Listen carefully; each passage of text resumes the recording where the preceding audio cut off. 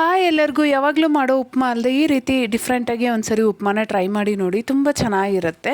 ಉಪ್ಮಾ ಇಷ್ಟಪಡೋರು ಇದ್ರೂ ಇಲ್ಲ ಅಂದರೂ ಉಪ್ಮಾ ಮಾಡೋದಂತೂ ಬಿಡಲ್ಲ ಅಲ್ಲ.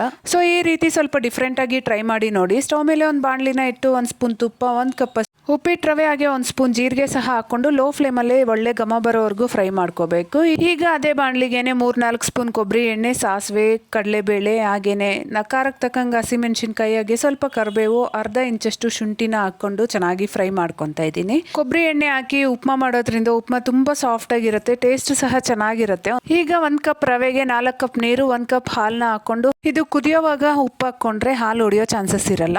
ಉಪ್ಪು ಹಾಕಿ ಮಿಕ್ಸ್ ಮಾಡಿ ಟೇಸ್ಟ್ ನೋಡಿಕೊಂಡು ರವೆ ಹಾಕ್ಕೊಂಡು ಕೊನೆಯಲ್ಲಿ ಸ್ವಲ್ಪ ಕೊತ್ತಂಬರಿ ಸೊಪ್ಪನ್ನ ಹಾಕಿ ಚೆನ್ನಾಗಿ ಮಿಕ್ಸ್ ಮಾಡಿ ಅದು ಕುದಿಯೋವಾಗ ಸ್ಟವ್ ಆಫ್ ಮಾಡಿ ಒಂದು 10 ನಿಮಿಷ ಪ್ಲೇಟ್ ಮುಚ್ಚಿ ಹಾಗೆ ಸೆಟ್ ಆಗಕ್ಕೆ ಬಿಡಬೇಕು. ಉಪ್ಮಾ ಗಟ್ಟಿಯಾಗಿರೋದನ್ನ ಇಷ್ಟಪಡೋರಾದ್ರೆ 1 ಕಪ್ ನೀರನ್ನ ಕಡಿಮೆ ಮಾಡ್ಕೋಬಹುದು. ಟೇಸ್ಟ್ ಮಾತ್ರ ತುಂಬ ಚೆನ್ನಾಗಿತ್ತು. ಒಂದ್ಸರಿ ಟ್ರೈ ಮಾಡಿ ನೋಡಿ. ಬಾಯ್ ಬಾಯ್.